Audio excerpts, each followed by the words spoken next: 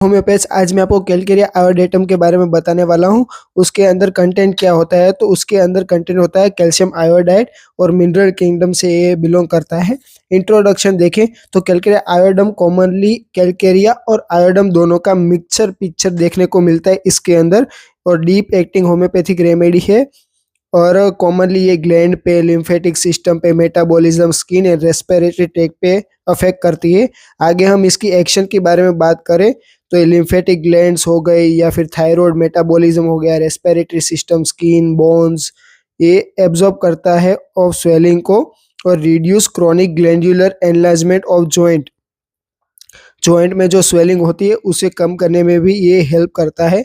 आगे उसका कॉन्स्टिट्यूशन देखें तो फेयर फ्लेबी चिल्ड्रन देखने को मिलता है और उसमें फेट भी देखने को मिलता है, और स्लो सगिश मेटाबॉलिज्म होता है उसका, वीक इम्यून सिस्टम होता है और डिले डेवलपमेंट होता है।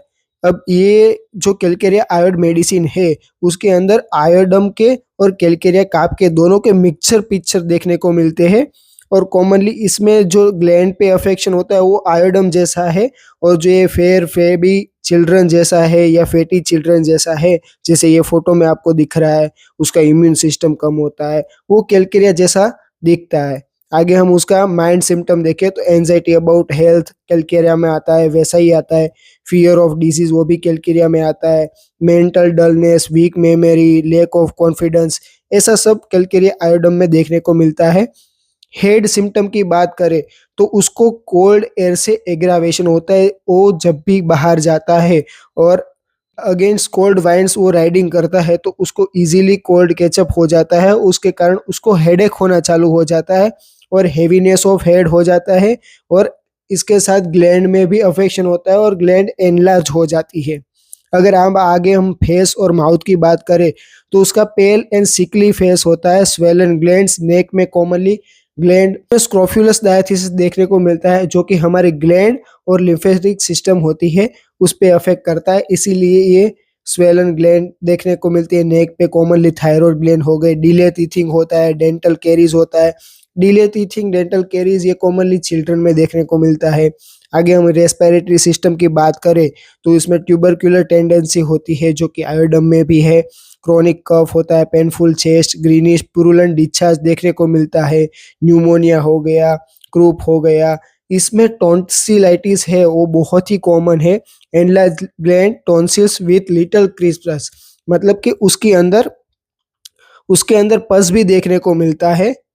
आगे हम ग्लैंड की बात करें तो ये जो फोटो में आपको दिख रहा है उसी तरह से थायराइड हो गया, टॉन्सिल्स हो गया, एडिनोस हो गया, लिम्फ नोड्स हो गया, ऐसा सब ग्लैंड पे ये इफेक्ट करता है। और जो एडिनोइड्स होता है वो भी देखने को इसमें मिलता है।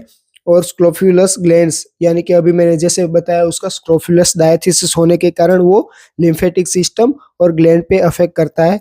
आगे हम उसकी डाइजेस्टिव सिस्टम की बात करें तो इसका भी पुअर डाइजेशन होता है, स्लो डाइजेशन होता है। टेंडेंसी टू वेट गेन, मतलब उसका वेट बढ़ता है। एब्डोमिनल ब्लोटिंग हो देखने को मिलती है। इसके बोन भी डिले डेवलपमेंट होते हैं, वीक बोन होते हैं, रिकेट्स भी देखने को मिलता है। चिल्ड्रन जो होता है वो कॉमनली लेट वॉकिंग करता है, और उसके जैसे हमने कैलकेरिया में देखे थे कि उसके बोन के जो ग्रोथ होता है वो डिले हो जाता है, और इसी तरह इसमें भी देखने को मिलता है। आगे हम स्किन की बात करें तो थिक एंड अनहेल्दी स्किन होती है इसकी, और जो भी उसको वाउंड होता है वो धीरे धीरे हील होता है, या फिर उसको वेरिकोज वेन होती है उसमें अल्सर देखने को मिलता है। पर्सपिरेशन भी इसको इजी से होता है जैसे कि कैलकेरिया में होता है।